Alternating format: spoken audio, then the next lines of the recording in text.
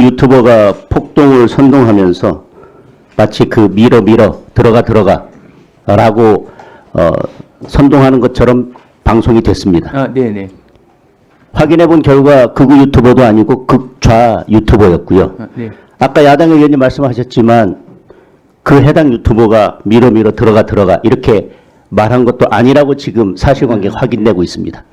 그렇다면 JTBC의 방송은 두 가지 점에서 문제가 있습니다. 첫 번째, 해당 유튜버가 그런 말을 하지도 않았는데 마치 해당 유튜버가 그런 말을 하면서 폭동을 선동한 것처럼 방송했다는 거. 그리고 그 유튜버는 극우 유튜버가 아닌데 극좌 유튜버인데도 불구하고 극우 유튜버인 것처럼 더 씌워서 마치 극우 유튜버들이 이렇게 폭동을 선동하고 있는 것처럼 방송했다는 점에서 두 가지 사실관계를 전부 다 확인하지 않았고 두 가지 점에서 사실관계가 틀렸습니다.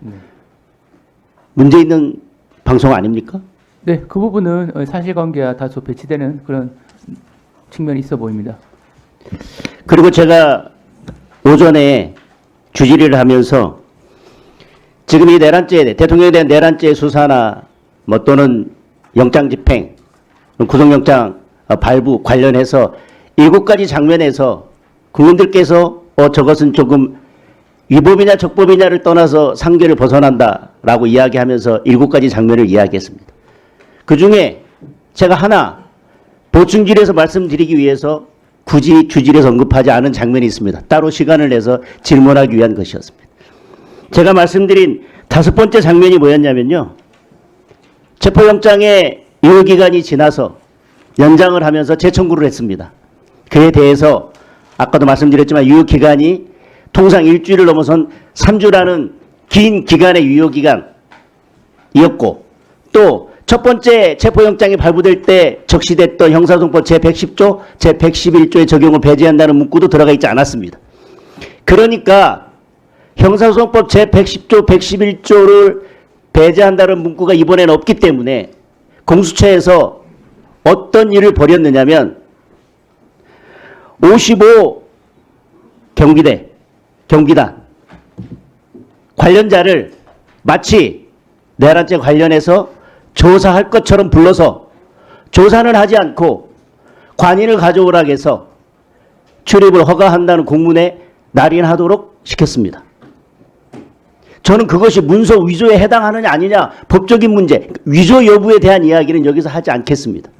그런데 내란죄에 대해서 수사를 받는 혐의자에 대해서 조사할 것처럼 불러서 그러면 거기에 지금 온 당사자는 얼마나 심리적으로 압박받는 상태고 심리적으로 위축되어 있겠습니까? 그리고 곧 계속해서 수사를 받아야 되고요. 그날도 마치 수사를 위해서 부른 것처럼 소환을 했습니다. 그런데 갑자기 출입 허가 공문에 관인을 가져와서 날인하라고 합니다. 출입 허가에 대해서는 경비단에서는 권한이 없다라고 수차 얘기했지만 그럼에도 불구하고 관인을 가져와서 날인하도록 해서 결국은 누가 날인했는지 논란은 있지만 결국은 날인이 됐습니다. 공문서 위조 여부를 떠나서 수사기관이 수사를 받고 있는 피해자를 상대로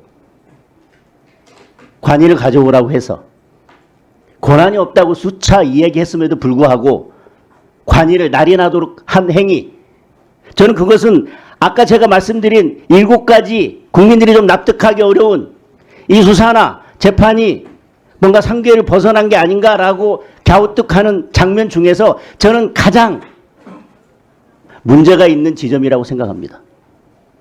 장관 직무대행께서는 이 부분이 법적으로 공문서 위조가 되느냐 아니냐를 떠나서 아무런 문제가 없다고 생각하십니까?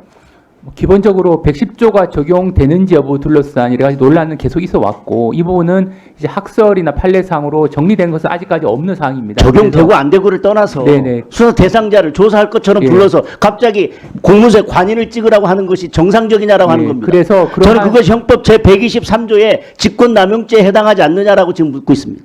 그래서 그러한 이론이 명확하지 않은 상태에서 공문서에 대한 어떤 그 날인 찍는 그 경위에 대해서 여러 가지 의혹 지금 제기가 되고 있는데 일반적인 사항은 아닌 것으로 보이긴 합니다. 그래서 이 부분에 대해서는 좀 더 사실관계를 명확하게 할 필요가 있다는 생각입니다.